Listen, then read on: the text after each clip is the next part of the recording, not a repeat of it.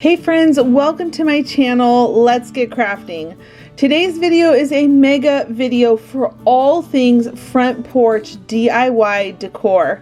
I'm going to be sharing all of the wreaths and garlands and just overall decor that I have made over a full year, all in one video. So if you're looking for inspiration to decorate your front porch and love the front of your house more, this is the video for you. And up first is Christmas. When I saw these snowman ornaments, I thought they were so cute that I wanted to turn them into a wreath.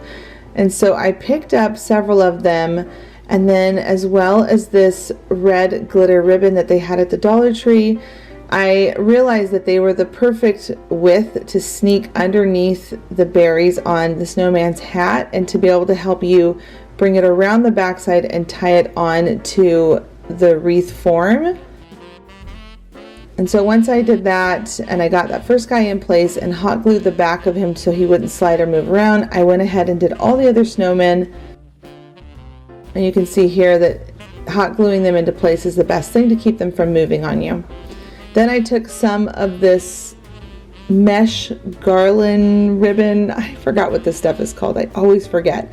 But I took it, brought in the middle pieces, and then doubled that up. So I did that 2 times to create a really poofy looking type bow. And then the Dollar Tree has these really cool garland twist ties. I thought this was so smart. I have not seen these before and I really love them. I actually want to go back and pick up some more of them because they were so useful for craft projects. I went ahead and took that twist tie and then I just twisted on that bow. Once you've gone all the way around doing them in your desired places, go ahead and get your Christmas balls that you can pick up as well from the Dollar Tree, and then you're just going to glue them into spots to help, again, fill in your wreath and hide that wreath form around the backside of your wreath. And you can add as many or as little as you'd like, but I knew I wanted to add some pine cones, so I didn't do that many because I thought the pine cones would make it look really cute as well. Then to fill in the wreath a little bit more, I took some more of that garland twist and I just went around some more of the spots where I noticed that it needed more fluffing and more filling, and it just made it look really great once you go all the way around with it. Okay, so these pine cones, they don't sell at the Dollar Tree, but you can find them at your local park when you go for walks, especially around this time of year because they start to fall. If your pine cones are closed, there are all kinds of tips online where you can put them in your oven to help them open up and to kill off any germs or bacteria. We have had these forever, so I've been saving them in bags and they were already open. So I hot glued mine on into place. And then this is the fun part, I think, of this whole project. I took some white paint and went over the pine cones and the Christmas, the tree twist wraps that they sell at the Dollar Tree, and I just lightly tapped everything to make it look like snow had settled on this wreath. And then you can sprinkle some glitter as you go if you want glitter, and if not, the white paint looks just pretty too. And then you're going to take the white paint as well, and I went over the snowman's brim of his hat and the top of the hat just to make it look all cohesive and looking like it was out in the snow. And then this ribbon garland was from the Dollar Tree as well. I love this ribbon so much. It's a little bit messy when you're working with it because it has like a thick glitter on it and it can kind of fall off as you're moving it around, but it is so pretty. It's on a mesh ribbon form, so I loved it. So I tied myself a bow and then attached that to the bottom of my wreath, and I used another one of those twist garland ties to be able to really keep it in place. And here you go, the finished look.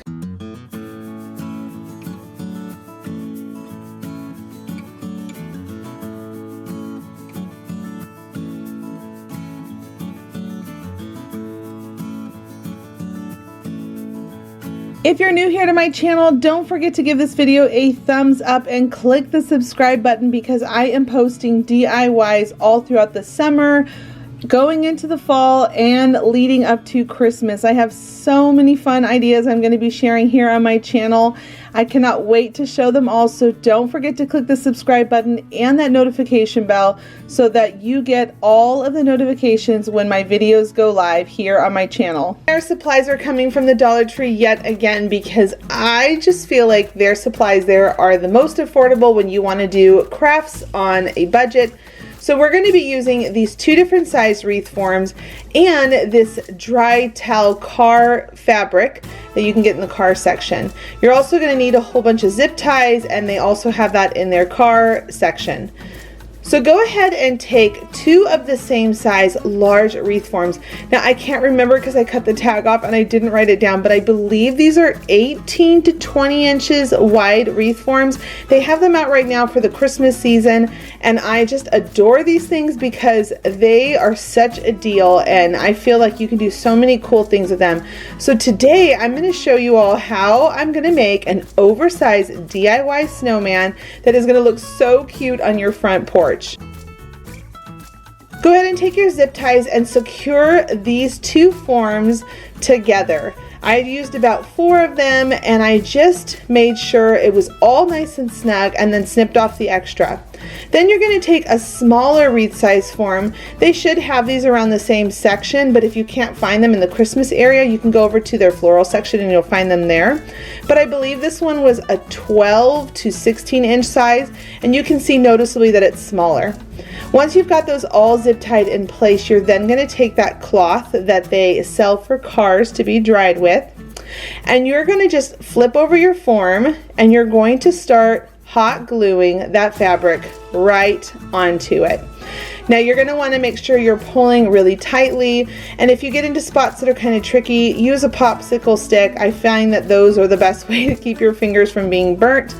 But you're just going to put a nice helping of hot glue and then pull it really tight, and then continue to move on to the corners once you've got the sides all done. Make sure you tuck the excess down under because you don't want that hanging out. I just think it looks higher quality whenever you push things down and tuck things in place versus letting things flap loose like that.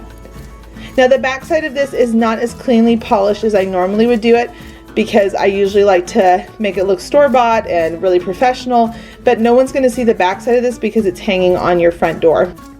Then you're going to take another cloth, and right where that seam line hits, you're going to go ahead and hot glue 2 of them together and then flip it over again. Once you've got that hot glued, you're going to go ahead and flip it over, and you're going to start doing the same process again, pulling it really tight. And when you get to that corner where the 2 wreaths meet up, just make sure you take your time hot gluing it into place, because you want to be able to notice the 2 bumps that go in, so it looks like a 3 snowball stacked up snowman. Then when you get that part all done in the middle, you're going to move towards the top. Now the cloth for drying your towels off actually fits perfectly over the smaller wreath forms, so at this point you're just going to need 1 more, and you're going to start doing the same process, gluing it all into place, making sure it is nice and smooth on the opposite side. You're going to notice that there's a little bit of a gap in between the neck and the body, and that's okay because we are going to take this tablecloth runner that they have at the Dollar Tree. They have green, red, and black right now out at their stores. I think they have brown too, but we're not going to need that. But I love this because it looked like it was a scarf. It was just meant to be for this project. So go ahead and put your scarf or your table runner around your snowman's neck. And I like to make sure my knot pulls over through the top. You can see I like to fold it a certain way in here, so that way it looks really poofy and big, and I just kind of work up that part where the scarves are tied in the middle, and then I like to hot glue down the tails into place where I think it'll look really pretty and really well thought out. So you can see here that I'm really massaging it and making sure it's all in place the way I want it to be. Now we're going to take the black one, and this is going to be perfect for his coal buttons or rock buttons, whatever you use when you make a snowman at home. And then you're going to just cut out some large circles. These are about 2-inch circles, maybe 2.5 inches that I freehand cut, because you want them to look a little wonky. It makes them look more like rocks. And then right at that seam, I like to put one right there just because it helps camouflage that a little bit more. People will notice that circle versus that seam line. Then you're going to make another 2 circles for his eyes, and then a whole bunch of really small ones for his mouth.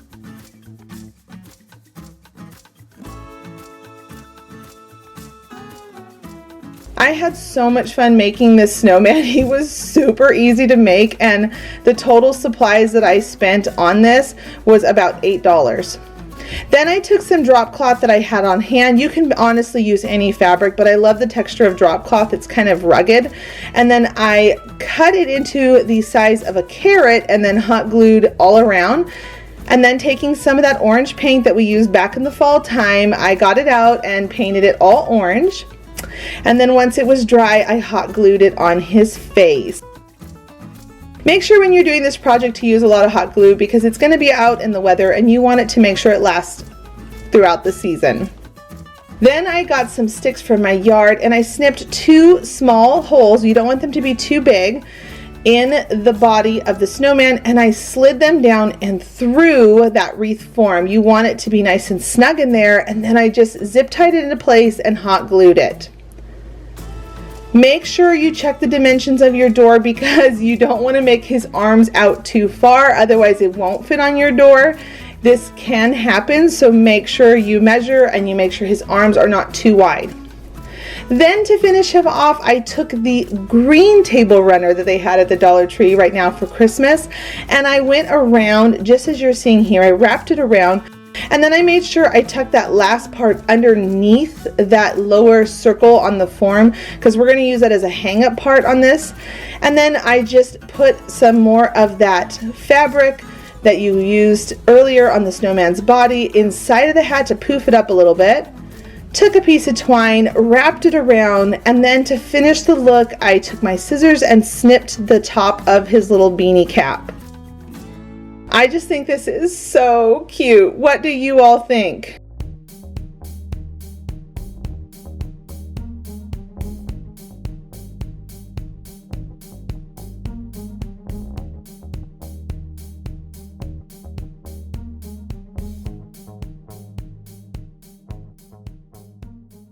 Now the next DIY is for your shutters on the front of your house or wherever you might want to display them.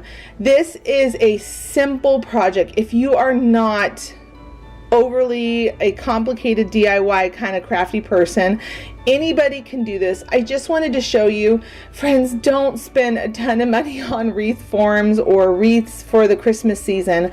I'm just going to take some of these 15-foot long thin garlands that they have at the Dollar Tree, a small 12-inch wreath form, and then I'm showing you how I'm weaving it in.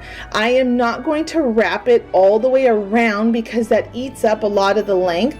So what I like to do is I like to tuck it through the bottom circle and the top circle, and I just keep bringing it out. So I will tuck it in, pull it through, and come back around the front. I never loop around the back of it because it makes it last longer and it'll be thick and it will lay nicely on the front of your shutters. Once you've gone all the way around, tucking and bringing it back through on that first circle and the middle circle, you're then going to take one of these red bows. Now you can place it towards the bottom or the top. I decided to put mine towards the top. You're going to pull back a little bit of that garland, and at the second wreath circle, you're going to take the little twist ties and you're just going to twist that right on into place. This is seriously so easy to do. I hope you will all try this. To make one wreath, it only costs $2.50. So again, do not spend money on these wreaths when you can make them yourselves. Then I'm just going to take some ribbon and I'm going to loop it through the very top loop. As you can see here, I'm going to flatten it out, and then this is my favorite trick when it comes to making ribbon look finished. I'm going to tie a knot, and then I'm going to twist it down so that knot is hidden down underneath in the wreath, and then hot glue that in place. Now if you want your ribbon pattern to show and you don't want it to get all crinkled over time, add a little bit of hot glue on the sides of the ribbons and then just glue that in place, and it'll show the pattern of the ribbon so it doesn't get crinkled when it's outside in the weather and the wind's blowing it. It'll just keep it in place and it'll make it look nice. And then once you're done, make sure you leave just a little bit at the top so that you have a space to hook. And the best part about this ribbon from the Dollar Tree is there's wire in it, so you can twist it and stick it on your hooks outside. To hang them up on my shutters, I just use some of the removable hooks, the sticky hooks that you can pick up at the Dollar Tree.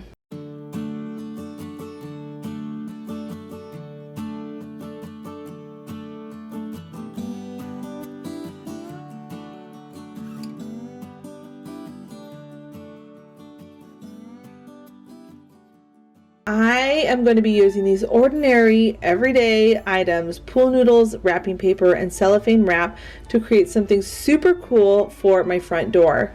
It's really easy to do. Anyone can do this, and I personally think it's just so whimsical and fun for Christmas. Start by taking your pool noodles and a knife and a cutting board and cut them 8 inches long. Now you can honestly do this any size you want, but I found 8 inches was the perfect size for it to be able to be seen from the street and make it look like giant candies on my front door. So once you've got those all cut, you're just going to take some hot glue, wrap up your pool noodles, and then put a little bit more to seal in place. And then at the end, you're just going to push in that wrapping paper into the hole, and it stays in there perfectly without having to use any extra hot glue. Once you've got it all wrapped, you can take your cellophane wrap and you can pull it open and cut the size that you need. Now a tip with this is that you want to make sure it's long enough to hang over the ends so that you can have it look like a plastic wrapping around a candy. So simply just cut the size that you need, put some more hot glue, and then roll it, and then cut off what you don't need, and then hot glue that into place. Then you're going to take some twine and you are going to just tie up the ends. I found it easier when I took it and twisted it a little bit first and then tied it versus trying to just tie the knot. The twine kept wanting to slip and move out of place. Once you've got those all done, you can move on to any kind of wrapping paper that you want. But I also wanted to show that if you don't have the wrapping paper colors you want on hand and you want something specific, you can also use napkins. This is another super cheap, affordable thing. 15-foot garlands that you can pick up from the Dollar Tree. They look so skimpy, and I think a lot of people pass over them, but can I convince you that this is one of the best things to use when you're trying to layer and build things around your door frame. These little thin garlands work so great to wrap ribbon around, just like I'm doing here. So I have 4 hooks in my door frame, 2 at the top and then 2 at the middle where the doorknobs are on both sides. That way so I can hook things onto it throughout different seasons. So you just simply take the ribbon that you want. I'm going with a more neutral ribbon first since the candies have so many bright colors. And then I'm just spiraling it around and hot gluing it on the back side.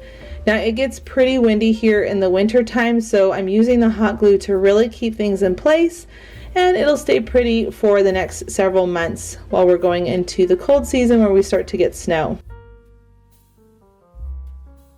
Now I decided to do it in 3 different sections. I did the sides and then I move up to the top.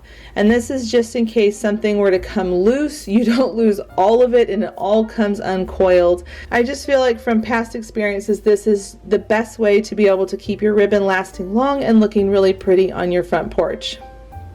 Once you've got those all wrapped around that garland on your base, you're then ready to move on to the next really fun part, which is the part I just adore. I started with the bottom base first, where I glued them onto the garland and the ribbon, and then I started layering them and building them up. So the more of these pool noodles that you cut, the better it's going to look, and really thick and just pretty on your front door. I used 3 pool noodles, and I felt like that was sufficient for my door, but if you want to add even more, you can do even more. Then I decided at the top 2 corners, the right and the left, I wanted to add in a big oversized bow. I picked up this ribbon and the neutral ribbon that you're seeing there at Joann's when they have all of their holiday clearance sales. This red and white ribbon was only $3 for this huge roll, and there are tons and tons of feet or yards on it. So I was able to make these 2 big, beautiful bows, and I just think it just completes the look so much. So here it all is, just so fun and whimsical, and I love that it's bright and colorful just like my front door.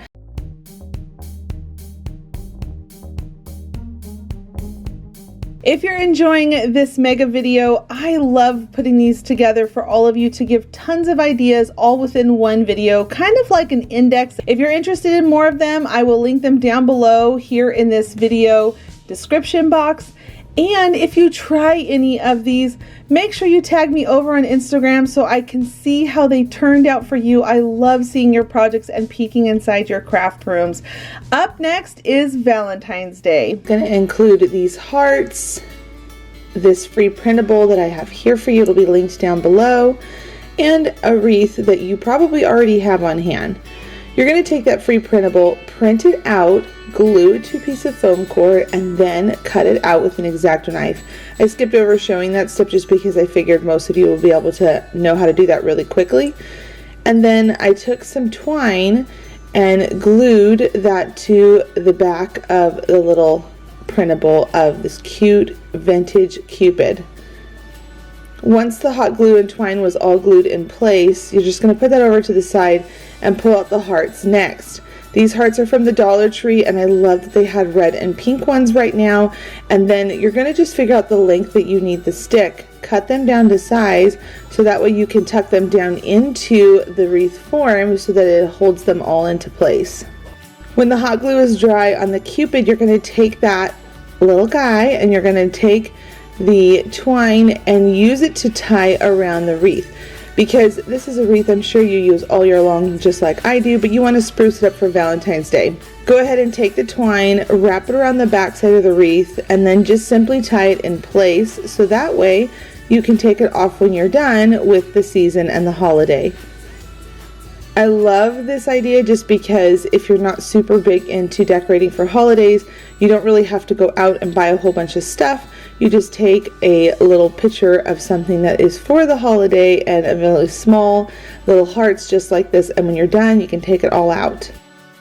Once your little Cupid's tied in place, take your hearts and just push them down into your wreath. When it comes to putting in the hearts, I like to mix up the pattern. I do a red, then a pink, then a red, then a pink. That way so I don't accidentally put all the reds on one side and all the pink on one side and I run out of the color, and then it's more evenly dispersed. I just think the impact of these little hearts are so cute, and it seriously took me all of about 5-10 minutes to do this project. I think the most time was just gluing down the cute little Cupid and cutting it out of the foam core. Once you have your hearts all in place, you're then going to take some ribbon to your liking. All of these ribbons came from the Dollar Tree. Put some twine on the back of it so that you can bring that up underneath the Cupid and then be able to also tie that to the wreath. Now, you don't have to add this ribbon if this is still too much for you and you like it to be really simple with the Cupid and the hearts, or if you like just having the hearts, that's totally fine too. That's the cool thing about decorating for holidays. You get to do it to your liking and you can add as much or as little as you'd like.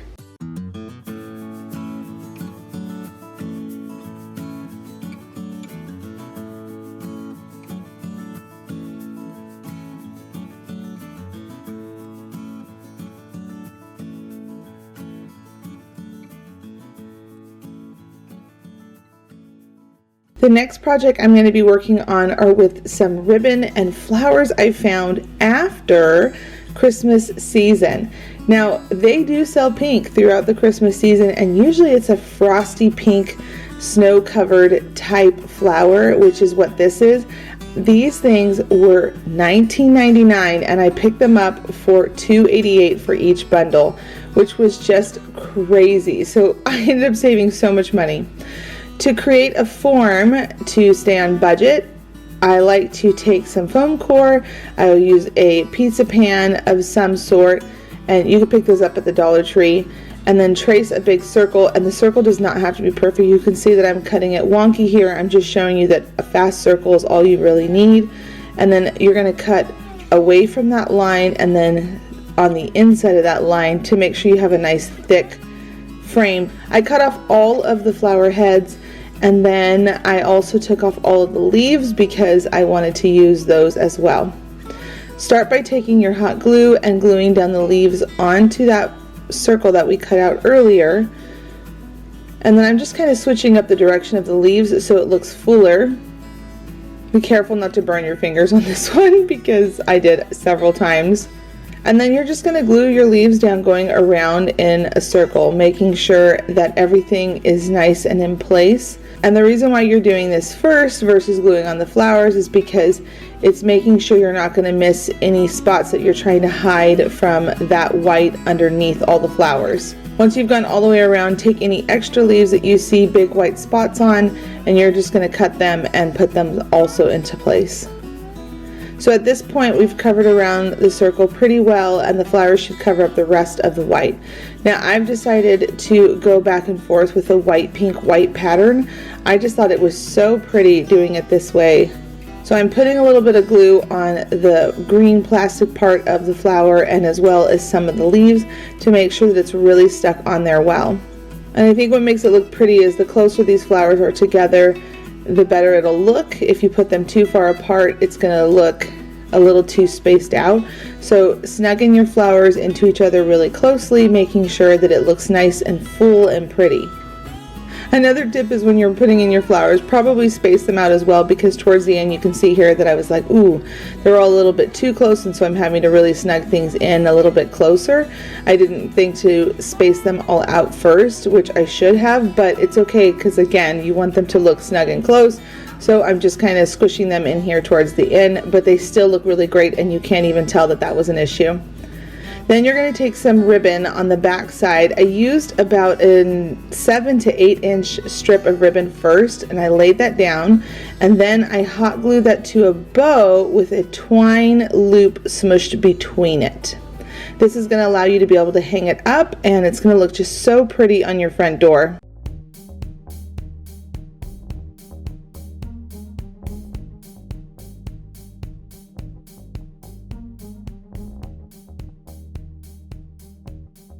For the next project, this is probably my favorite. You're going to take 4 different color fabrics.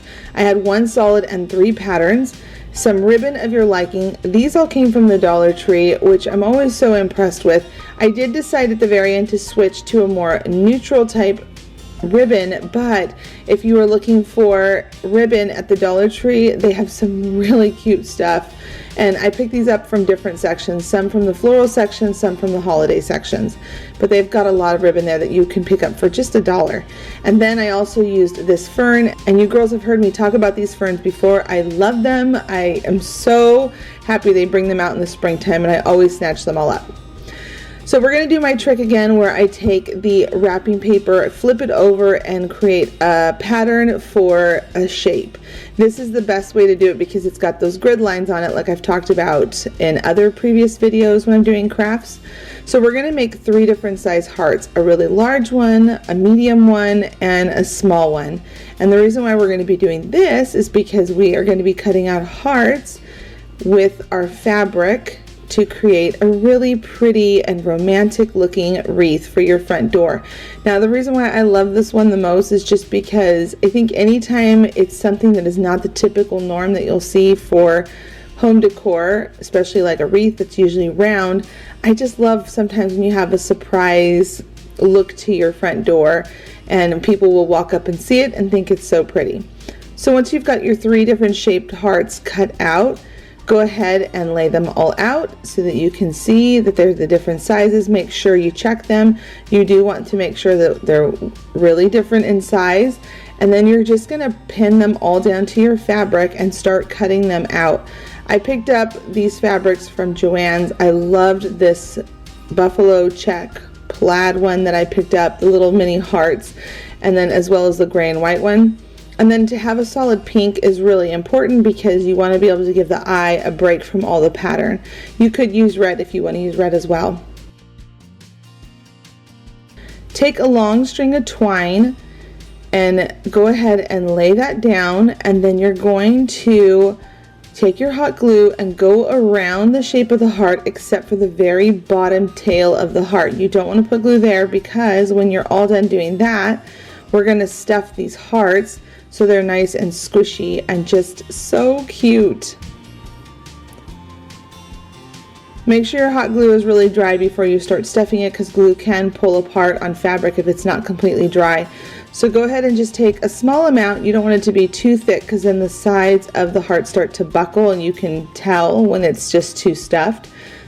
You're going to go ahead and put some inside of your heart, push it up in there, and once you've got everything in place and you feel like it's nice and poofy like you want, you're then going to take the tail of the heart and hot glue the rest of that. Then push the batting in and out of the way, and using your hot glue, you're just going to bring it together. Continue to hot glue until everything is nice and dry and really pretty. So here's how each heart should be looking when you're all done stuffing them. And when you do the whole bunch of them, it just looks so cute at this point. Again, it's super whimsical and romantic. Now you're going to take a piece of foam core. I did a rectangle shape. Then what I like to do is cut off the sides to make sure that it's not visible at the end. And now I'm going to take those pieces of twine. Can you see how long these strings need to be when you're first cutting them? You need to make sure they're long enough so they can dangle down really pretty. You're then going to glue in your hearts one at a time. And you're doing it this way because you want to measure the length to make sure that they're all being seen and that they're able to be not on top of each other, just clumped into one big mess. And I use the rectangle shape, as you can see here up at the top with the foam core piece, because I wanted to be able to make sure that I had the right space to be able to put down these hearts. And then as you're going, make sure you pick it up from time to time so that you can see where it's getting too clustered and to see where it looks great and you need another heart if you have an empty space. And then just keep adding them in. Now another tip is these light pinks, it's gonna, like I said earlier, help you break up that pattern. When you're putting down your hearts, you want to make sure that they're kind of crisscross to each other. So you see the little red mini heart fabric. I put that over across from each other, and then as well as that gray and white buffalo check, I put those across from each other versus on top of each other. It just makes it more interesting. When you're all done, snip off all of your twine pieces at the top, and then I'm going to take those ferns and just glue them down to help camouflage that stuff earlier that we were gluing on to the foam cord. We want to make sure we keep this nice and clean looking because it just makes it look more professional. So just trim away any extra that you don't need. And then this is going to look so cute because it's got a little, you know, floral greenery up at the top. Glue those all down and in place. And once you've got your ferns, you then can move on to little dainty flowers. These flowers all came from the Dollar Tree. I love that they have little small dainty flowers like this just because they're great fillers, or when you don't want something to be so in your face with a lot of big flowers. I just think it looks so pretty to layer these all together, especially with these ferns. These boxwood leaves came from a long vine that I picked up at Hobby Lobby. I used a 40% off coupon, and I just cut it up all the time whenever I'm working on projects. I love to add in little tiny stems of that boxwood because it's so pretty. Then you're going to take one more rectangle shape of that foam core. You're going to cut the top again, round the sides, just like this, and glue it down. This is going to allow you to be able to attach a bow and to hang it up on your front door. You're also going to notice here that I glued on the tails of my bow onto that first rectangle shape, so that way it's not competing with all the florals, and the bow can sit on the front and the tails are coming down the back. Once you've got the ribbon and this extra piece of foam core on, you're then going to take a piece of twine loop and glue that into place so that you can hang it up, and then flip it back over so you can add your bow. Add a really loopy pretty bow onto the front of that foam core piece that we just added. And then you're going to take one flower, and I went with a neutral looking color just because I already feel there's so much color going on. You're going to glue down a leaf from that flower first onto the foam core to hide the white, and then add the flower. And that completes the look for this one.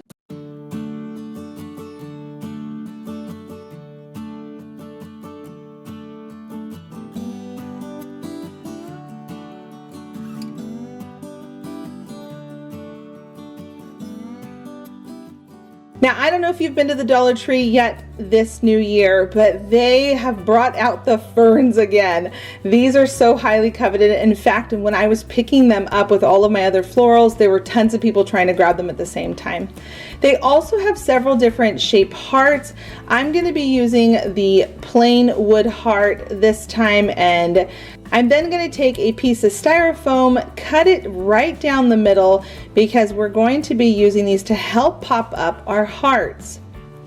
Now we're going to then take a piece of foam core again off of that piece we've been working off of, and I cut it down to size. It's about 8 inches by 15 inches, and then I wanted to make sure after I hot glued those pieces of styrofoam on there that they stayed on really well. So I just poked a hole in the side of the foam core and tied them on with some twine. And then this is the part that I think is just so fun, and you get to use your creativity of however you think it would look best.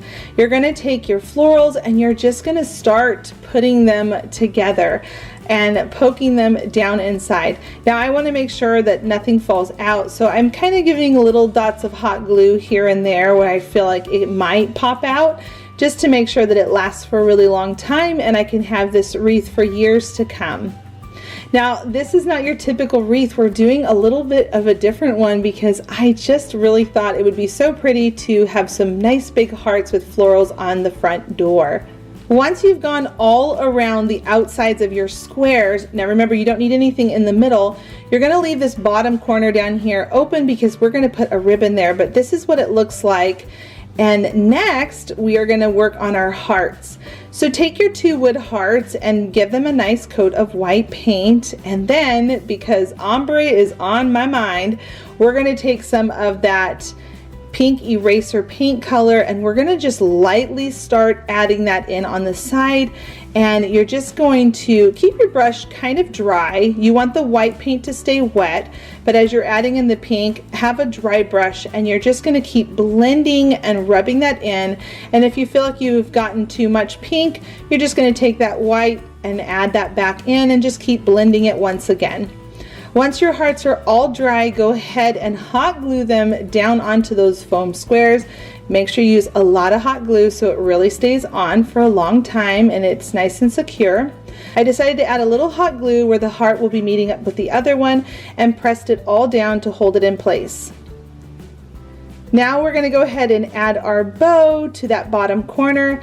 I have a bow video that is coming out this next week. I cannot wait to show you all the bows and how I do them.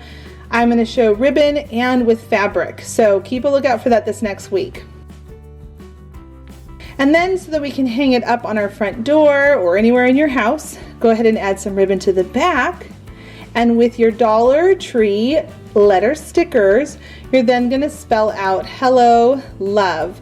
And I just thought this was such a cute finishing touch to these hearts. They make them look like the candy hearts, and I just love how it looks. I especially love that ombre look to the hearts. It makes them just really pop and stand out even more. And then to make the hearts kind of pop out a little bit more from the flowers, I'm just taking a black Sharpie marker and I'm going around the edges with some little dashes to create that stitch look on the hearts. I just think this is so darling and anybody can do it, and the supplies are all from the Dollar Tree.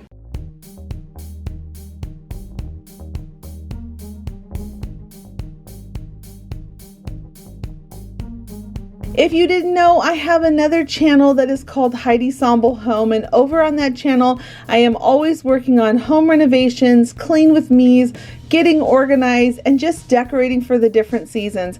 Come on by to that channel and visit, and if you like what you see, click that subscribe button as well so you don't miss any of those fun videos as they pop up throughout each new week. And now we're going to be moving on to spring and Easter. Our supplies today are going to be these carrots from the Dollar Tree, this raffia, a wreath ring metal wire form, and some fabric that you can pick up at any of your craft supply stores.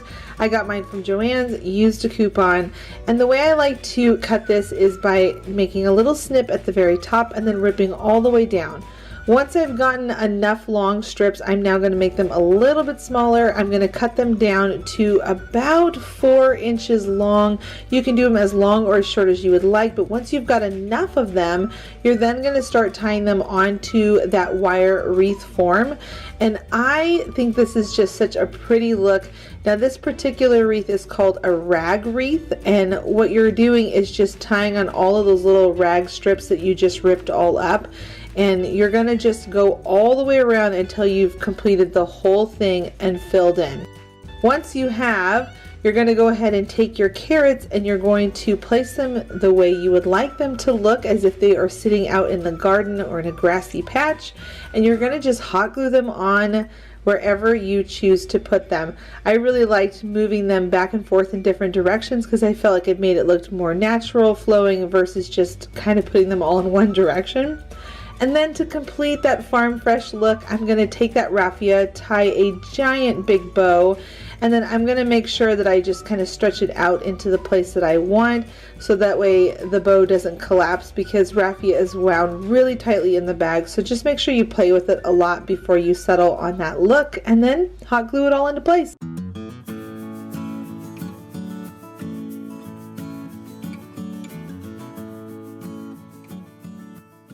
Now for this next DIY, I have another free printable for you all. We're going to be using this garden flag stand from the Dollar Tree, this fabric from Joann's, ribbon from the Dollar Tree, and yarn from Joann's.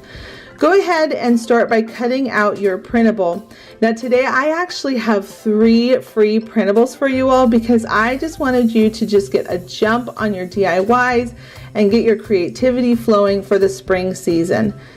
You're going to notice that this printable has 2 pieces of paper that are with it. You're going to cut them out, and then you are going to bring together at the seam line to create a darling little whimsical bunny. Once you've got those all in place, you're just going to snip off any extra paper that you don't want to be on that printable, and then you're going to take it and pin it down to some fabric to cut it out. Now this printable can be used for so many different things. I hope you all will get creative with it and just have a fun time with it. You can make little pillows with it. You can use it for a stencil to paint something. If you come up with something creative other than those ideas, leave them in the comments down below, because I just want to see you all use this printable. I just, like I said, think it's super cute. So once you've got it all cut out all the way around, you're then going to just take back out the pins, take off that printable, put it to the side, and then you're going to glue around the bottom circle of the bunny's bum. And I'm going to use a popsicle stick to keep my fingers from getting burnt. And then you're going to take some batting. You don't need too much for this little bunny, just a little bit. And you're just going to shove that right down inside into the bunny, just to add a little bit of a poof to it, to fluff it out some. Then you're going to continue up the side of the bunny where his face is, and you're going to go all the way up to where the ears are, and then stop, because we need to stuff the head as well. You don't want to miss stuffing the head, because then otherwise that part's going to look kind of flat. So once you've gone up the sides, you're then at the top where the ears are, you're going to do something different. We're not going to be sealing the ears together. So you're going to open up the ears, and you're just going to put hot glue all along the edge of the ears. And this is to keep it from the edges of the burlap fraying if you decide to use burlap, because burlap wants to naturally come apart because it's a very loose weaved or woven fabric. So you can see here that I put hot glue all along those edges, but then at the very top, we're going to put them together with some hot glue. And this is so that we can slip them over that garden flagpole that I showed you earlier. Now we're going to work on the bunny's bum, because why not add a little poofy tail? We're going to take some yarn, wrap it around your hand, tie a knot in the middle, cut the sides, and then give it a haircut. You're just going to trim it around to lessen the craziness on the outside. Keep playing with it, keep trimming it, keep fluffing it until you've got a nice little pom-pom. Then you're going to hot glue that right down where the bunny's tail would be. Isn't this so cute? I don't know why. I really enjoyed making this one so much, and I want to make more of these bunnies. I just think they're just so sweet for spring. Slip them over the bar, and then you're going to tie on a bow because there's an actual spot on there that looks great for a bow.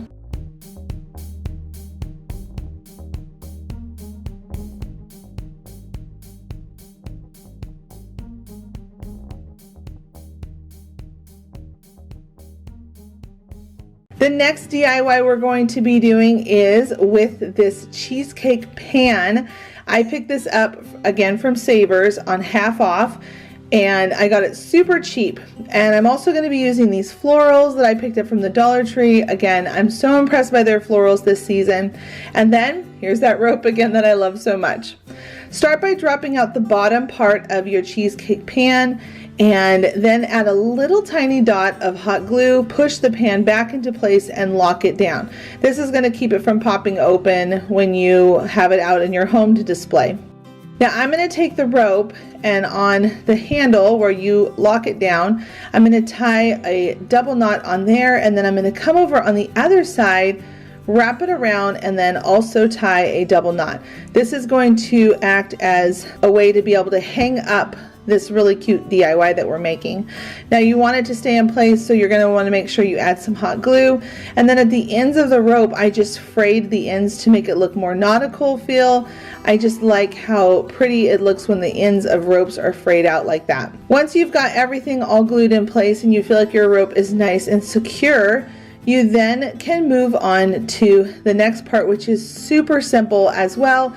You're going to take an X-Acto knife and you're going to take a piece of foam square and cut it down to size, and then find the size that you need for the bottom of your cheesecake pan. Now I'm going to just take that foam square and I'm going to push around the sides to curve the edges a little bit so it fits in there nice and snug, and then to make sure it doesn't fall out, because hot glue and metal don't always stick well to each other forever. So I like to add a little hot glue and then a piece of twine, and I tie it on to make sure that it stays nice and snug and secure. Once I've got that, I can start decorating it with all of my florals. This honestly was my favorite part of this whole DIY, was just customizing it the way I wanted it to look. I used a lot of wild flowers in here. I'm going to actually link all the tags that I used from the flowers, so you'll be able to know which ones if you want to look for the exact same flowers that I used. I will link all the names down below from the Dollar Tree. But one of my favorite tips is to take your pliers and dig a hole first, and then put hot glue on your flowers and then put them into the foam.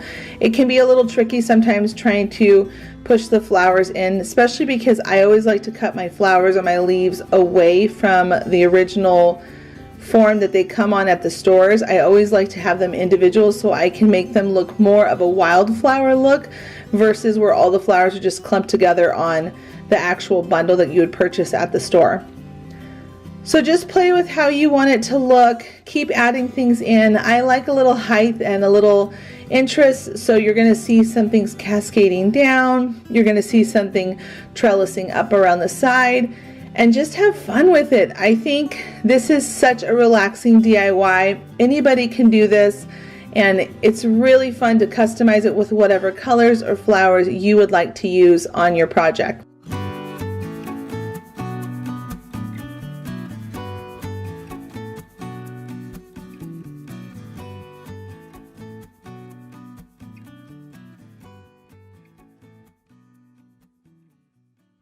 We are going to be needing these flowers that are normally for the garden. We're going to take them apart, and I just thought they were the coolest thing ever to use for a wreath. These ribbons, they're out right now all at the Dollar Tree for springtime. This wreath form that is year-round at their store, and then these metal words, and we're going to be using the word welcome. So once you've got all of these items collected, you are ready to get started on our project. Now don't forget, if you are playing along with the challenge today for the DIY Spring Challenge, I have a video. I'm going to link it down below, how to link to the playlist if you're having a hard time doing it. I showed you all how to do that in that video. Go ahead and start by removing all of the flowers and the leaves from the wire stems. And don't throw away the wires, because we're going to be using those wires in another video on another day. I love these wires. They're so strong and thick, and you can turn them into so many cool things. I like to upcycle or recycle things like that all the time here on my channel. So keep those wires, just tuck them aside somewhere in your craft room so no one can get hurt by them because they're pokey. They all come off pretty easy. It just takes a little bit of a twisting motion, and then the head of the flowers, just wiggle that wire back and forth until it breaks. Once you've got them all popped off, you're ready to go ahead and start assembling them. You're going to just take some simple wire that you can pick up from any craft store, and then you're going to twist that on to the back side of the flower. And to really make sure that it's nice and secure, I like to take it, loop it around one of the flower petals, and then I'm going to go to one of the supporting ring bands. You can see the ones that go across. Those are like those supporters for all the rings to hold them together. I'm going to wrap it right at those joints, because that's going to be the greatest place to keep it on there nice and strong and firm without them shifting and moving over time. Once you've got that wired on the first one, you're then going to start your pattern. I went back and forth between yellow, pink, and you can see here that I'm planning on using these leaves to fill in the middle. But you're going to go ahead and just make sure you have the right one that you're going to be using next. Flip it back over and repeat that same process, where you're going to take that wire, twist it around, loop it around one of the flower petals, and then after a little bit of time, you're going to have all of your flowers on, and it is going to be so beautiful and colorful and cute at this point. Now remember, you're working with wire, so just try not to poke your finger, because sometimes you can be poked, so just take your time. And here's what it looks like when you flip it over and all the flowers are assembled on. If you haven't already, please click that thumbs up button. It really helps out my channel. And click the subscribe button if you are new. I post here on my channel Monday, Wednesday, and Friday if you're new coming over from that playlist today from the DIY challenge. My name is Heidi from Happilythrivingheidi, and on Fridays I do this special thing called Friend Friday, where I introduce you to new crafters here on YouTube. It can be hard to be seen, and I love to introduce new people. And on this last Friday I ended up doing a free printable, so make sure you go grab that free printable. Alright, let's get back to our project. I am going to now move on to the leaves, and I want to introduce you all to a brand new tool. It's actually been out for the longest time. It's really popular amongst scrapbookers, so if you're a scrapbooker, you might already know what this tool is. It's called a crop-a-dial. I'm going to link it down below. This is one of my favorite tools in the crafting world. It is so good that my husband loves this thing and asks for it all the time when he's working on things around the house. It can punch through metal. It is the coolest thing. It's meant for brads and for eyelets, which is really awesome, but I love this thing so much. So you're going to see here that I'm going to just punch holes through these hard metal leaves, and it goes through like butter. It's no problem at all using this thing. Again, I will link it down below, and you can pick them up all over the place if you haven't seen them before. Trust me, this is something to add to your craft collection of tools. I love this thing like crazy. So once you've got everything punched out, and by the way, you don't have to buy this tool. If you have a drill at home, you can also use that. Or you can always skip the leaves and put some ribbon in between these big flowers. That's another alternative option. Once you've got your leaves all punched out with that, you're then going to go and take some wire, cut some small pieces, and you're going to just thread that wire through those double holes that we just punched. And then you're going to flip over your wreath. And at this point, we're not going to have those joining rink lines that we had earlier to attach our flowers. It's going to be a little more wiggly, so we're going to use some hot glue to help hold things in place. So you're going to go ahead and wrap it around 2 of those rings to make sure it's on there really nice, and you're going to twist until you feel like it's nice and secure. And then you're going to tuck that wire down and under. I really recommend tucking the wire down and under so later on down the line you don't poke yourself on accident when you're working around this thing and decorating your home. And then once you've got it on, you're going to flip it over and bend that little leaf up just a little bit, just to make sure that it has life to it. And then you're going to add some hot glue to hold it in place, and it will stay in place. And the hot glue also is a great way to help tuck that wire in and keep those pokey edges from poking you. Once you've got that first leaf in place, you're ready to move on to the rest of them. And this is just such a simple process. You're going to just decide where you want your leaves to be, put on some wire, twist it on, and hot glue it. And you're going to see that you're going to have some bigger gaps and holes, and when you do, I recommend adding a few more leaves in there, or like I said, if you've decided that you don't want to do the leaves, you can always end up adding in some more green ribbon in this point and just really fill in these cute flowers. This is such a fun project if you are a color lover. So once you've got all of your leaves on, you're then ready to move on to the next part, which is just going to be so cool, and it's going to really finish the look, which is the bow. Now, if you don't know, I had a video come out last week where I showed my tips and tricks on how I make my beautiful bows, and I will show you how I make this particular bow. But I'm going to just tie it on to that big empty space that you have at the bottom, because I ended up using 5 of those metal flowers.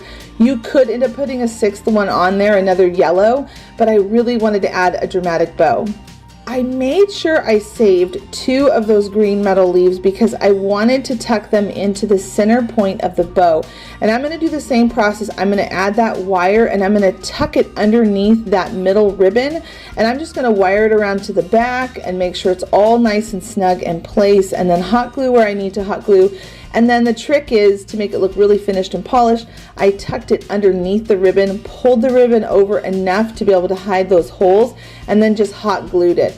I thought this looked so cute. And then we're gonna zhuzh that ribbon a little bit. I love that word, by the way, zhuzh.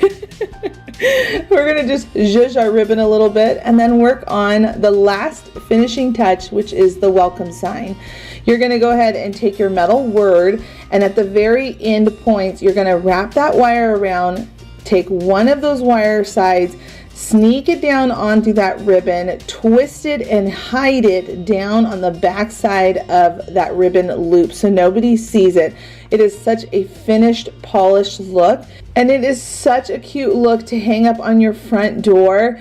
And that pretty much is going to finish this very first project. What do you all think?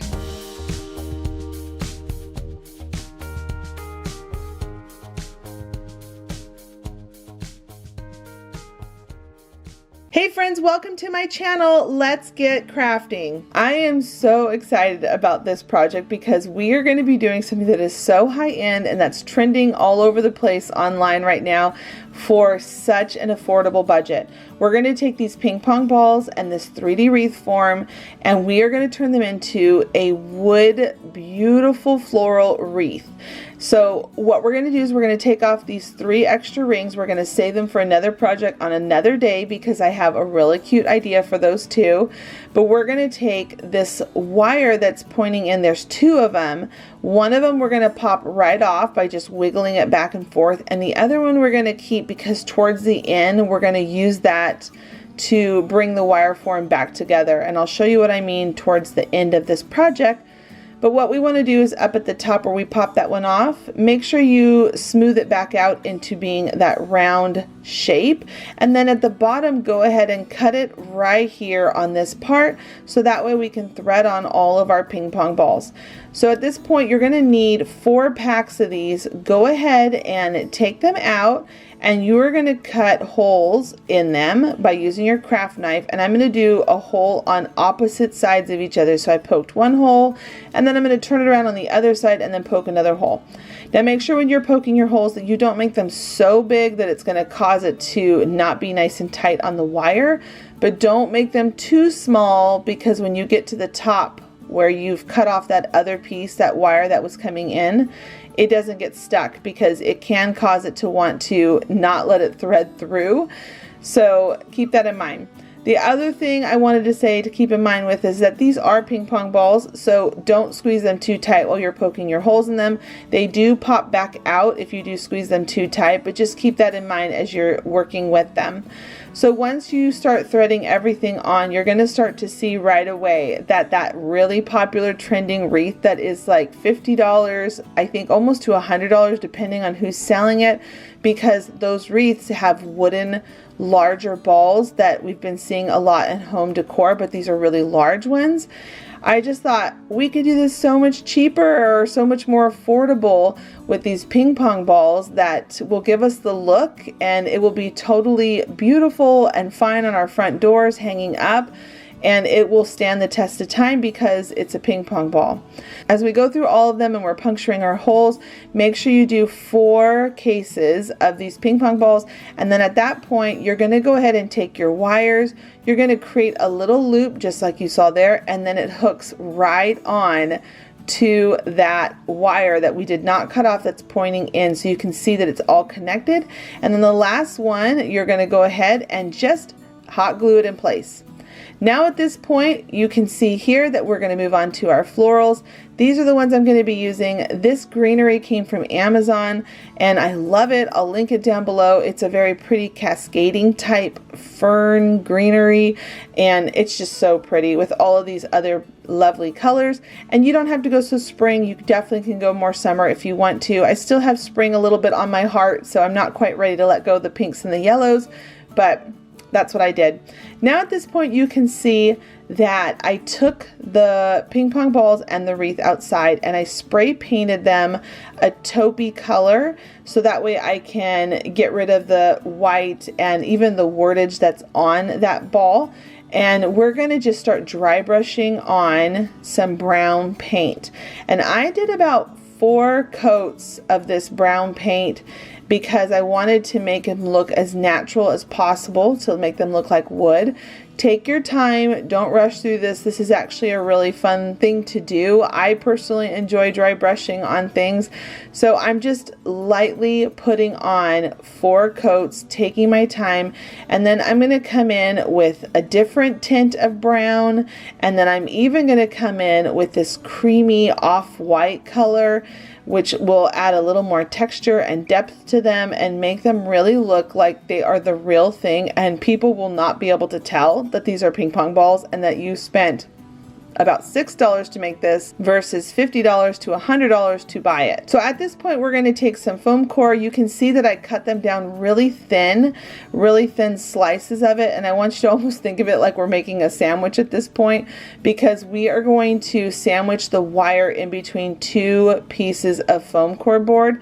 So I've got to get enough that will go across the bottom part of the wreath, and I'm just taking my pliers and creating a little space to be able to sandwich the wire up in there, and I'm going to glue that on, and then I'm going to come on the other side of the wire, the top part where we're going to be putting all of our florals into, and I'm going to just glue one on and sandwich it in that way, so the back side, the foam is not going to fall off the wire, because it's going to want to, especially if you have it on your front door and you live in a place where you get high winds. Here in Missouri during the springtime we get a lot of high winds, which is why you hear a lot of tornado reports during this time of year for us. But where we are, we're totally safe. We're in a really hilly area, but we do get those high winds. So I just recommend sandwiching on that foam because it'll really make it stay in place and be nice and strong for you and have a high quality look. So once you've got your foam all on, go ahead and start putting on your flowers. I decided, like I said, to go with a kind of spring going into summer look. So I'm using some white, green, pops of yellow, and then a darker couple shades of pink. And then I simply added on a ribbon and a couple other ones that are, you know, a little more texture and height, and you are all set to hang it up.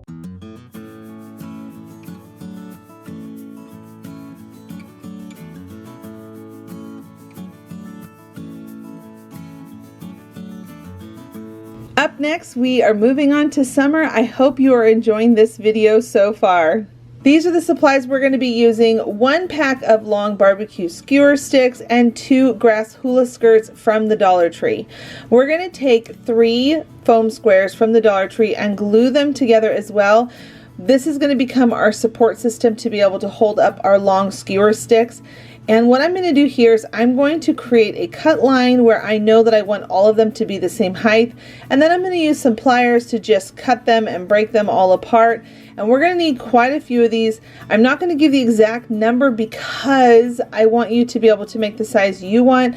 You can either do it really big or really small. It's depending on whatever size you want, and the possibilities of these baskets are endless.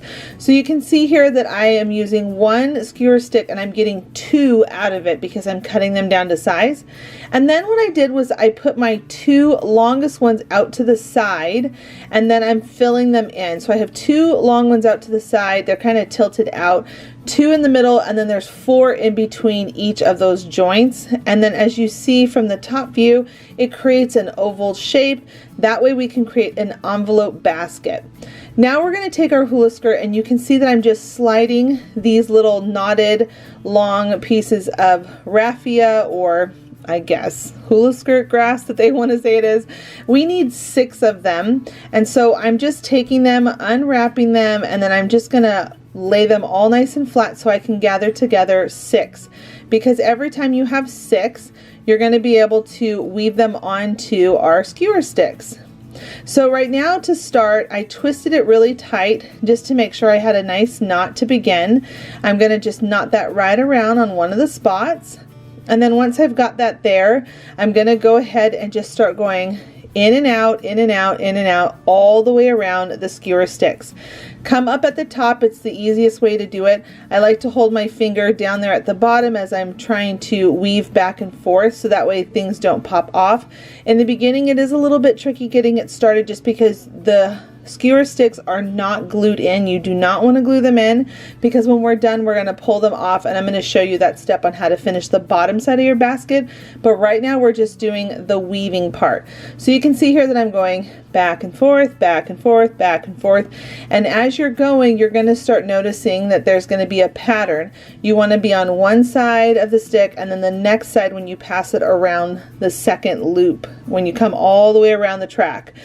So at the end of your raffia, your long, I guess, hula skirt grass, you're going to want to make sure you're always tying back on the next section. So you can see here that I took the end that I was weaving with, and then I took 6 more, and I just tied a simple knot, made sure it was nice and tight enough, not too tight. You don't want a really obvious knot, but tight enough to hold it in place. And then I cut off the extra, and then as you're weaving it, those knots should just naturally fall on the inside when you're weaving it. Just make sure you're securing it towards the inside of the basket so you don't see the knots on the outside. And I just keep playing with this. This project was really fun, and surprisingly it only took me, I'm going to say, probably about 40 minutes to do this. It really wasn't bad at all. I actually had something on I was watching on the Hallmark channel, since Hallmark's doing all their Christmas movies right now. So I thought, oh, I'll just watch a movie while I'm doing this, and it went really quick, and I was so impressed that I was able to make a basket out of just hula skirts and shish kebab sticks. Not shish kebab sticks. I always want to call them that. You all know that if you've been here for a while. Skewer sticks. So here I am. I'm just going to continue to create this pattern over and over again until I get to a height that I like. And at this point, just so you can see the details, this is what it looks like. It looks exactly like a basket, friends. Exactly. Can you believe this? Out of a grass skirt and some skewer sticks. Now at this point you can see that I have decided to stop. I really like the look of my basket right at this point, and I'm taking some hot glue, and this is how we're going to finish off the top to look really nice and polished. We're taking some hot glue and sticking it underneath the grass that we've weaved on, and we are going to just glue it all into place onto the sticks. This is going to create it to be nice and strong without anything falling off and having any issues. And you notice that I did that top part before I pulled off the bottom, because I want to make sure it's nice and secure and in place. Then at the bottom you're going to just pull back what you have weaved onto those sticks. Pull the sticks out gently from the foam, and then repeat the process as well at the bottom, making sure you're gluing everything into place so everything is nice and snug. I didn't go crazy with the glue. I just put a couple little dots and make sure I push things down so that they would all hold into place. And then once that was all secure, I could go in and I could cut off the rest of the sticks. I also forgot to mention, when I went around that space with the sticks, one last time weaving, I made sure I tied a knot, and then I cut off the extra of that raffia grass so that way it was nice and finished, and then I tucked the knot down in and glued that into place. Now that everything has been secure and it's over to the side, we're going to work on braiding some of this long raffia grass.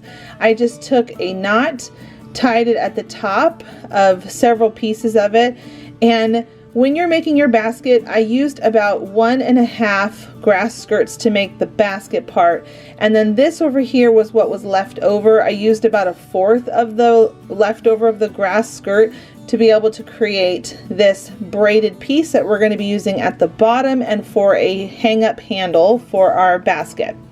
So once I braided all the way down, I tied a knot on the other side. And now we're at the bottom of the basket. We're going to pinch it closed. So you can see here that I'm adding hot glue, and then I'm using my pliers to just pinch it down in there nice and tight. I want it to be nice and secure. Once I went all the way around and I glued all of that into place, I was able to then go on with my braided rope that I just did, that you saw me do. And now we're just going to glue that around the bottom to make it have a really nice finish, and this is going to make it look like you weaved it at the bottom, having this braided rope here. Now I will give a shout out to my girl Yami from the Latina next door. She was the first person I ever saw take this raffia grass skirt from the Dollar Tree, and she braided it and made a really cute project. I'm going to link her video down below so you all can check out her project and how she used hers, because she definitely deserves a shout out. So go give her some love and let her know. That's linked in that video down below. I'll make it easy for you all to find it. Okay, at this point I wanted to give it that cute farmhouse look, because y'all know I love that. I'm taking some gingham fabric and I'm just cutting it down to size and wrapping it over the top. Now at this point I'm going to take that extra piece of that braid that we used towards the bottom, and I'm going to put it on the back. You could see there for a second I was thinking about maybe adding a darker rope to it, and then no, I still decided to stick with this lighter grass raffia. I really liked the way that it looked.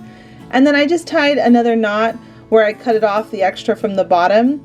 And now I'm gluing it onto the back with a lot of glue. I want to make sure it's on there nice and secure. So this is going to be hanging up somewhere in my home.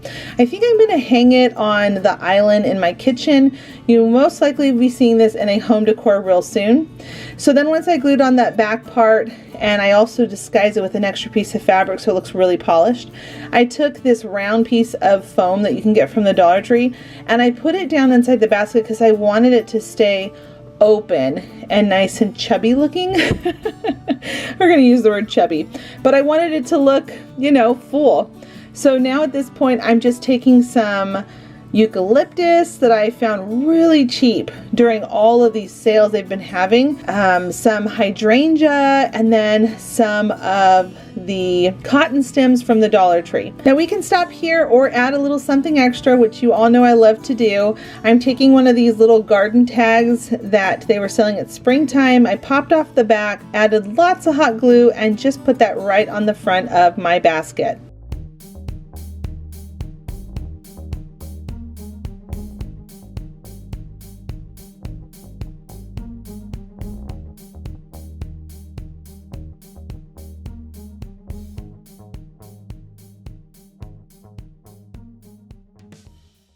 Today we're going to be using these supplies from the Dollar Tree, and the painter sticks came from my home improvement store. The yarn came from Walmart. So we are going to take these painter sticks and we are going to measure them out so that the right length looks like the brim of a hat. And we're going to do 2 of those, and we're going to hold on to the end of those painter sticks. Don't get rid of those.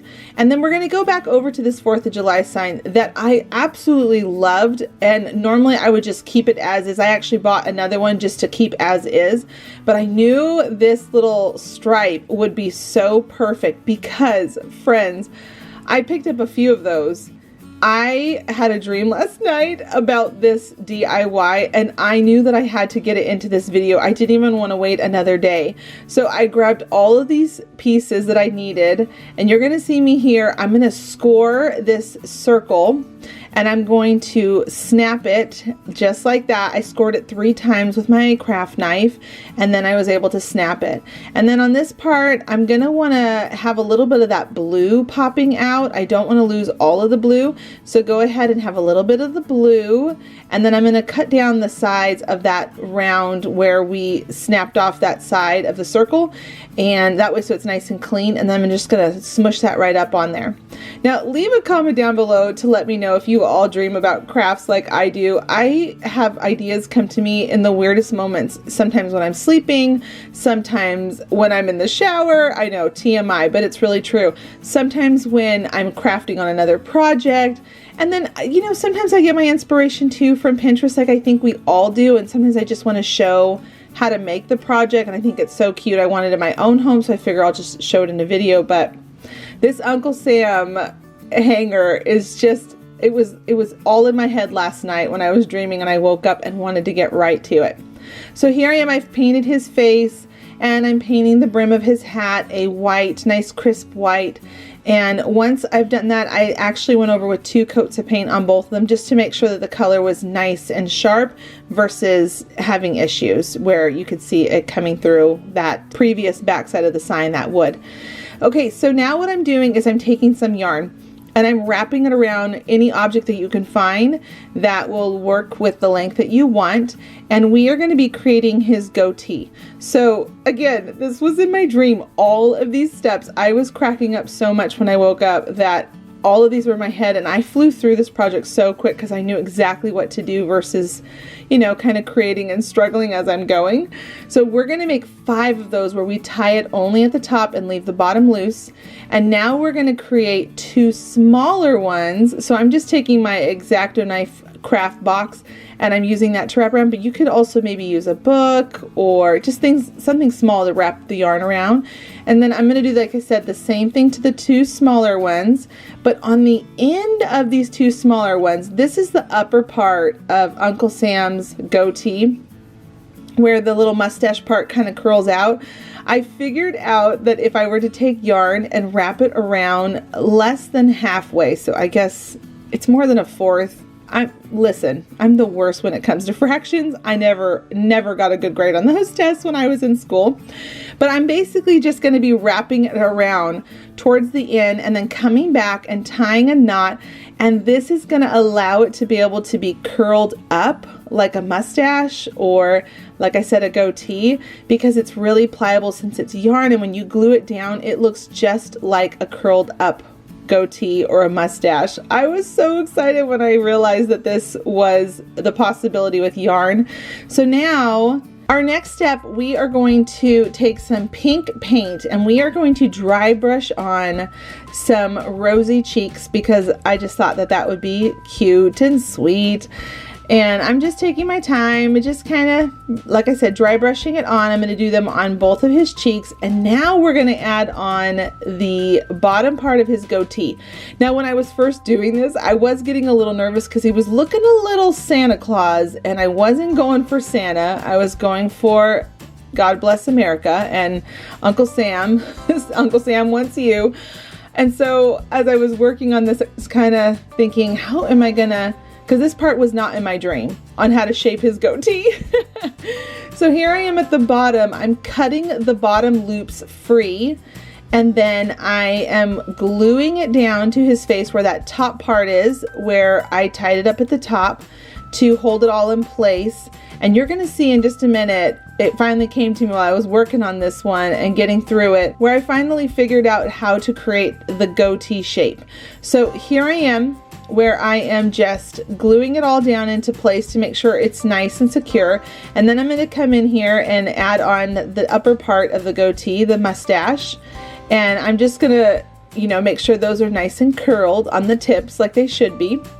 And then I'm going to take a break on that beard for a second because I was still thinking about it. I didn't want to make a commitment. I wanted to think about it before I started cutting stuff away. I'm taking 2 small pieces of foam and I'm just going to add them up to the upper part of his hat. and I'm going to use that to be able to add in some boxwood greenery. I thought that this would be really cute since it's going to be going on my front door for this 4th of July. I wanted to make sure that I had a little bit of greenery on there because I don't know, I like that on my front door. So here I am, I'm just adding a little bit. And then remember those stars from earlier, we're going to go ahead and add those back on to the brim of his hat. We're going to put the 3 stars and just glue those right on. The inside of the star had this little support piece so that it would allow the stars to go on to the sign earlier, so I just reused those, repurposed them. And then now we're going to add in a little bit more boxwood. I really wanted to fill in this foam piece so you didn't see the foam, and then I'm going to take some stars that you're going to see how I make these a little bit later in this video. I use these for the second project as well, and I show how I make them. But we're going to take some of these stars on shish kebab sticks, and we're going to just go ahead and stick those right into that foam as well. Okay, at this point I was ready to commit to the goatee, and I decided I needed to shape it. It needed a haircut. So I started cutting up on the sides to create almost a V shape, and at this point it really started to look just like a goatee. So that is the trick with this one. If you try it, make sure you give it a nice haircut, which is just the funniest thing to say in this video, but give it a little haircut so it looks like that goatee. And just wait, we're getting close to the end here with this project. He's really starting to come together. For his eyebrows, I created some jelly bean shaped pieces of canvas left over from a previous project. I love reusing the canvas pieces whenever I cut apart those canvas frames, and I popped them up with some foam core. Now remember those 2 earlier painter sticks? We're going to staple them together, add a little bit of that hot glue, and then staple it to the back. I also forgot to mention on the back side, you can see over there to the right, I ended up stapling things all together just to make sure it was nice and snug. And then to finish the look, I added a bow and added a string on the back to hang him up. And then I also made sure I added some hot glue right on that painter stick to camouflage it just in case the wind blows, so you don't see that when he's hanging up on my front door.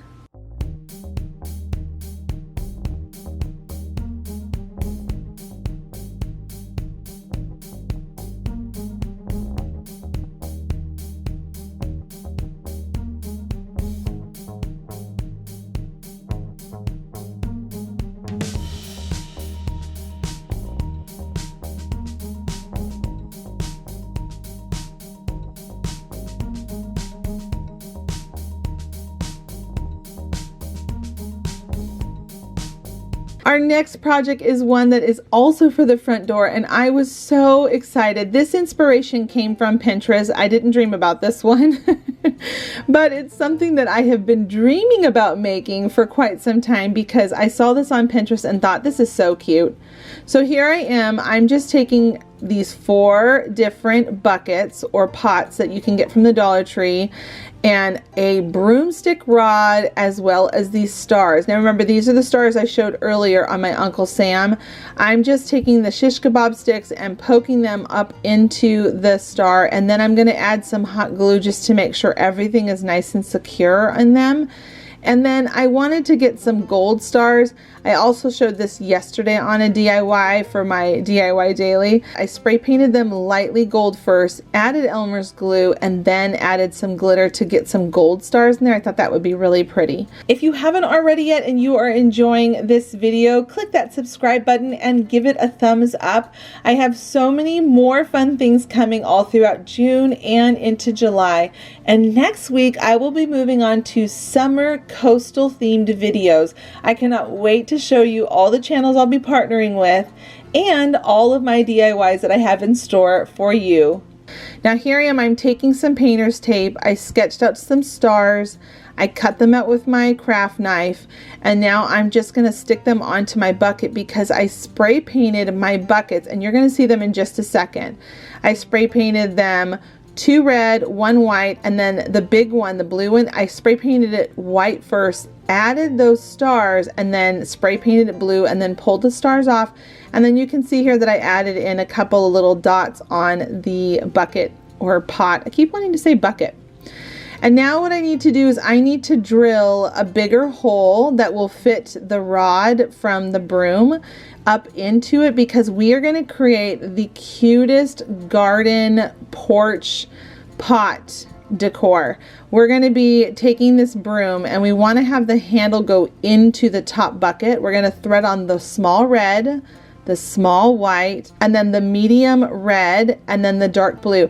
Now you're going to notice as I was threading these on, you want the hole that you drill to be close to the edge because we want them to look like they're tipping over and the flowers are just all trellising out over the side. It's so cute. Now with the rest of the pole, we don't want to break it off. What we're going to do is we're going to just bend it around to create almost like a square. You're going to see me here. I'm going to do 3 bends until I get all the way around. And this is going to allow it to stay nice and snug and secure inside the bottom one, which is the blue one. And so see here, I'm coming around and now this is going to work in here perfectly. Now when I headed outside to go put the flowers in, you better believe my little Miriam, my little lady bear, she was right behind me ready to come out and garden with me. So you're going to see her little feet and her little hands helping me put in flowers in just a second. She was super into the stars on the stick. That was one I think she was really wanting to help me with the most, not even necessarily getting her hands dirty. She just wanted to do the stars. So here I am, I'm adding dirt in all the buckets first to make sure that it's nice and stable and secure so that I can add in the flowers without trying to hold it up and struggle with it. And you can see that I tipped my buckets back and forth, so that way it has that nice tipped look. And I'm adding in all of my flowers that I picked up from my local garden center. And then, oh, here's Miriam. She just snuck her way in and she's handing me the flowers and she's so funny. She was having a lot of fun helping me with this one and kept saying, can we put the stars in now? And you can see her over there to the side. She's touching them and taking them all off and they're all in her little hands and she just wants to so badly stick those stars in. Anyway, we added in our stars and we just made sure we filled in as many flowers as we could so that it can just grow and bloom right at my front door and look so beautiful all throughout this summer, just celebrating our Independence Day and how grateful we are to be in God's country. I am so grateful to live in America. It really has been a blessing.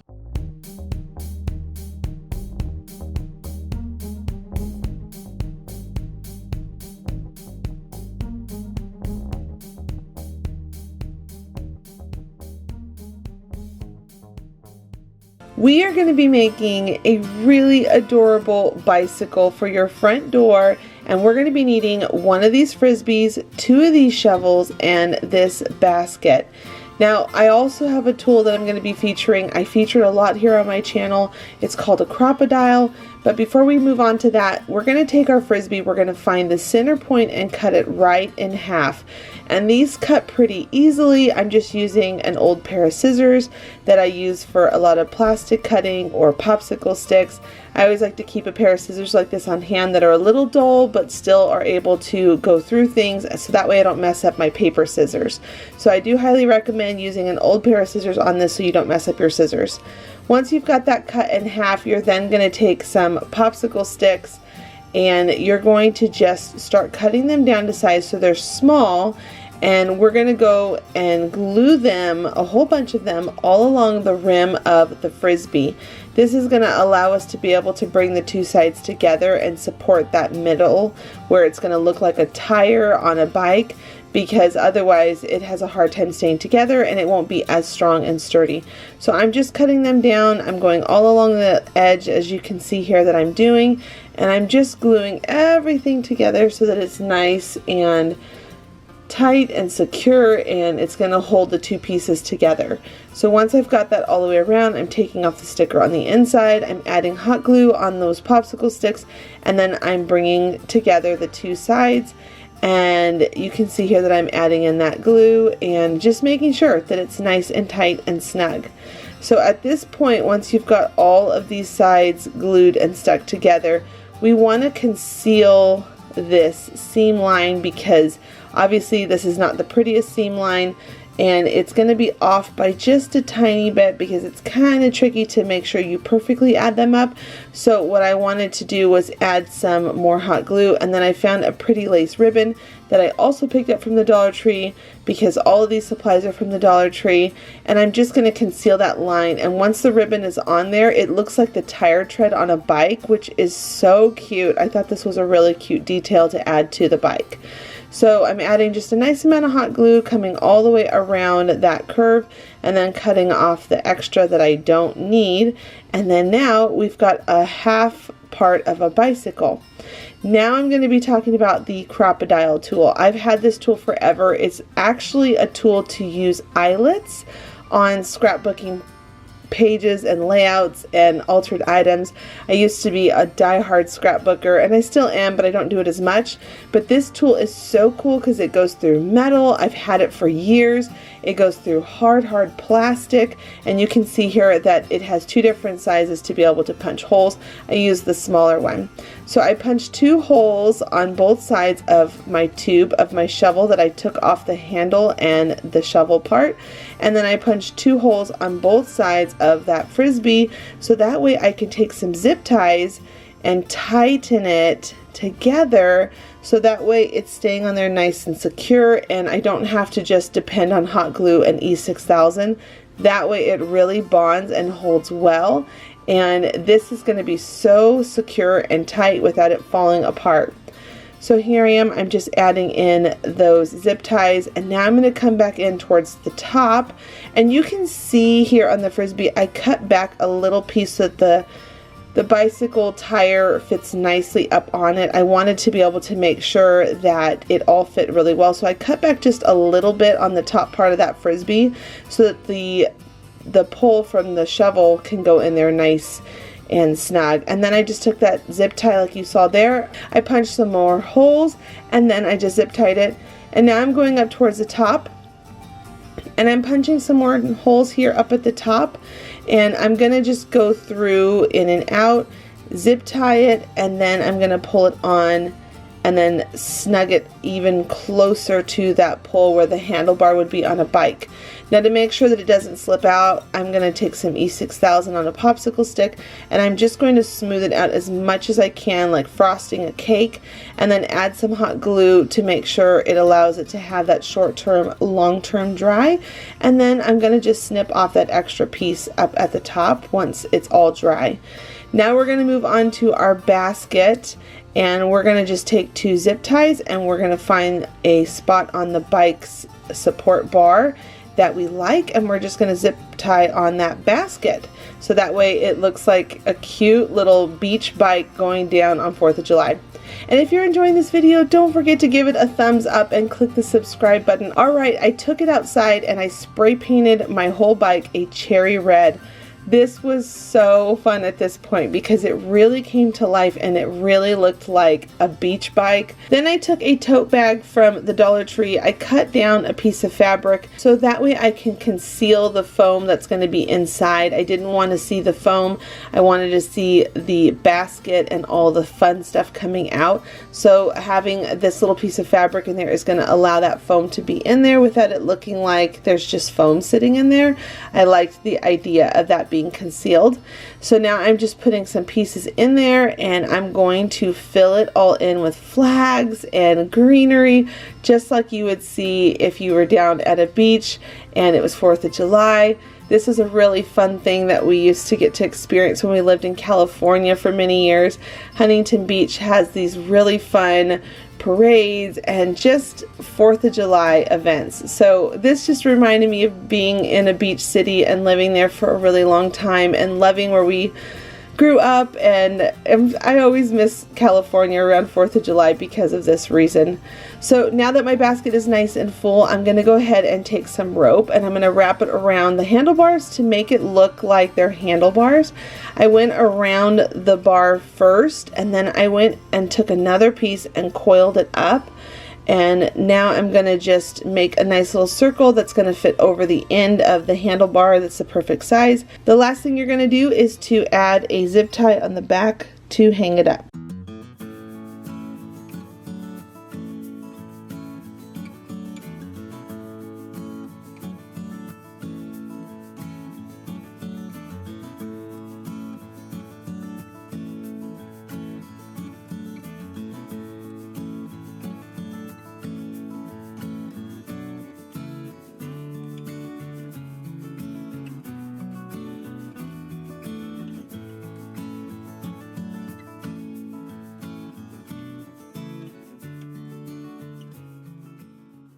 For this project, we're going to be using a hanging 4th of July star sign, a wreath, and then a grass skirt from the Dollar Tree. All of these supplies are from the Dollar Tree except for this greenery.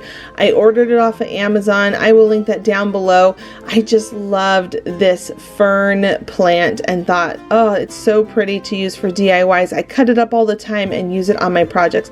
So I will link that down below, and I felt like this was the best bang for the buck.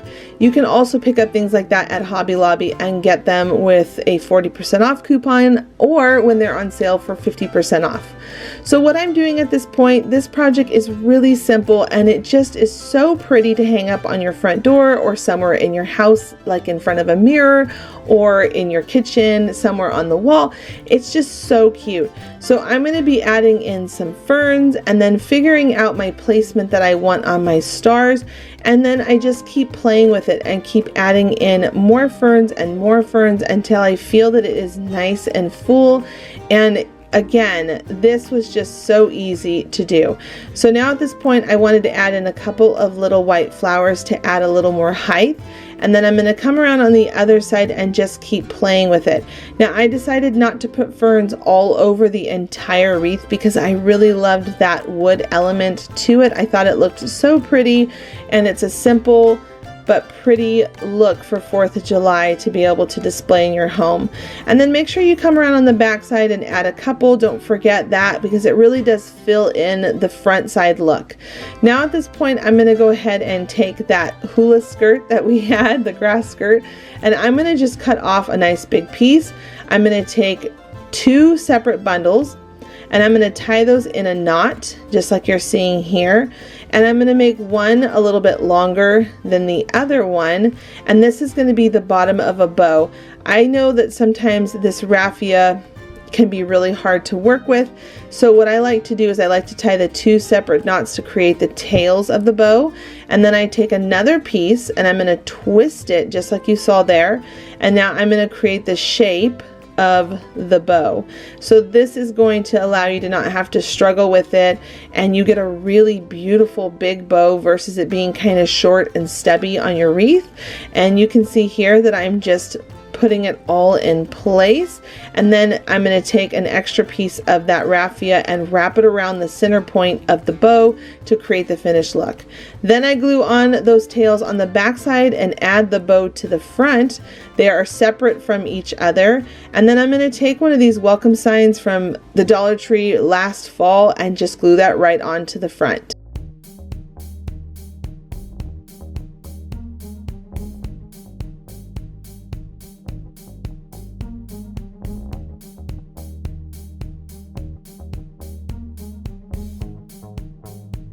Up next, we're going to be moving on to Halloween and fall. And fun fact, my birthday is actually on Halloween, October 31st. This dictionary from a thrift store for $1, and I have been holding on to it for quite some time, so I knew this would be the perfect thing for this project.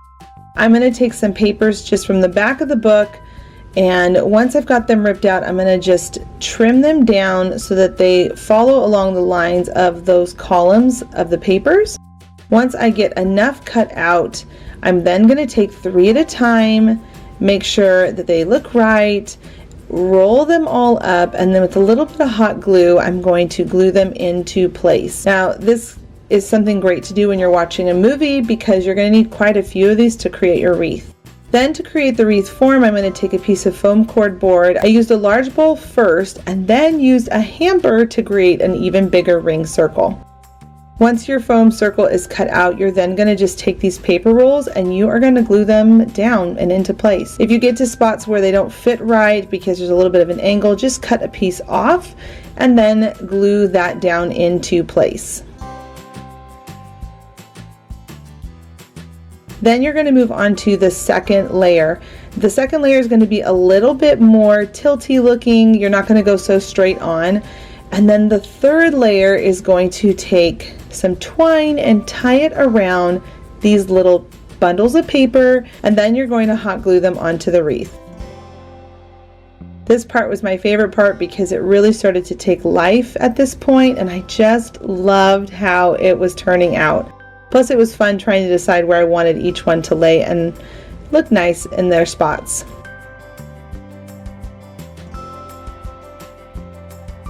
Then you're going to just take some sticks from your yard, and then I picked up these birds during a sale after Christmas. They have these all over the place, but I found them on sale 85% off. So I'm going to paint these 2 sticks and these birds. Now you could pick up a crow if you really want to, but I was on a budget and I wanted to make these look cute and show you guys that you don't have to spend a ton of money on crafts.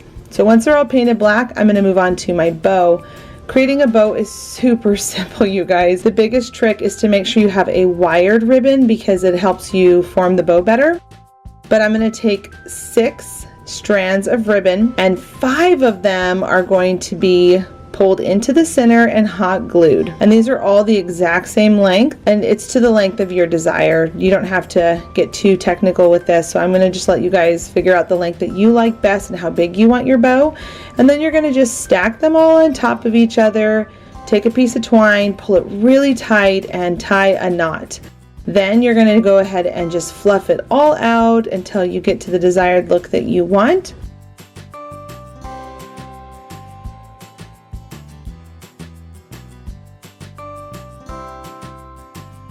Now on that 6th ribbon that we did not use, you're going to go ahead and take it and you're going to hot glue that to the wreath form, so that way you have something to hang the wreath up with and you can tie your bow to it. Now it's time to add the sticks.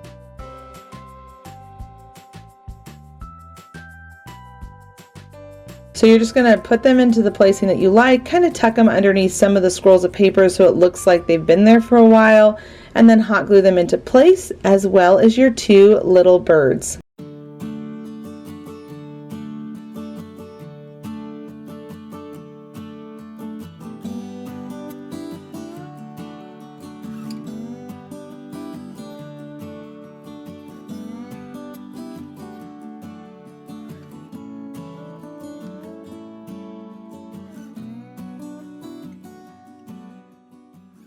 I'm going to be showing you 2 new DIYs for fall. Up first is the rag banner. This rag banner is a really simple banner that you can do yourself or with your kids for this fall season. Now you're going to need 3 different fabrics and some twine. And the twine, what you're going to do, you're going to take it out to your front door and you're going to measure it from the ground going up around the top of your door and back down on the side. Now you can make it shorter if you would like, but that's about how long I made mine. I wanted mine to be really long and dramatic. Next, you're going to take your fabric, create a little snip at the top, and following along with the weave of the fabric, you're going to just pull straight down. You're going to know right away if you are pulling it the right way, because one will easily rip versus the other will be a little too hard to rip apart. So once you have that figured out, you just get going. Keep making snips and rip all the way down until you get all the way through your fabric. Now I'm using about 1.5 yards for each of the black and the gingham, and then for that other fabric that's tan, that's actually a drop cloth, I'm using a little bit more. I'm using about 2.5 yards for that, because that fabric is super cheap and affordable if you buy it from a home improvement store. And again, it's just painter's drop cloth. So once you get those strips all done, you can cut one solely by itself, but it'll take much longer doing this. So I like to double up or triple up. I'm actually holding about 5 pieces of fabric and I just cut them all really quick, creating about 4 inches wide of these strips. Once you get those strips all figured out, you're then going to take one of the little strips and tie it on to the twine. Now I moved up about 2 inches from the end because I want to be able to have a clean ending on this banner. So I'm going to just do a little double knot, real simple, no big deal. Once you've got that tied, I'm going to take the end of it, because otherwise you'll see it sticking out. I'm going to pull it down so it's laying flat onto the long twine that I'm going to be tying everything to. And then I'm going to take another piece of fabric and I'm going to just tie it right over it. This is going to give it a nice finished look. Plus, it's going to keep it from having these knotted pieces of fabric sliding off over time, and it'll keep everything in place looking really good for years to come.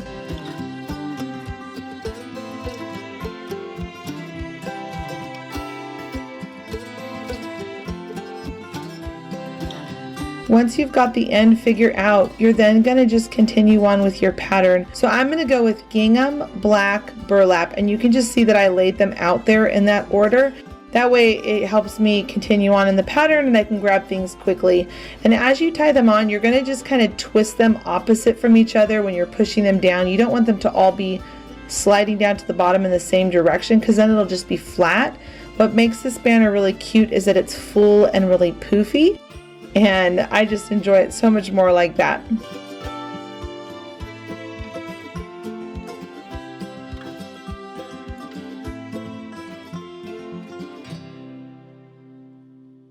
And here is the finished look on my front door.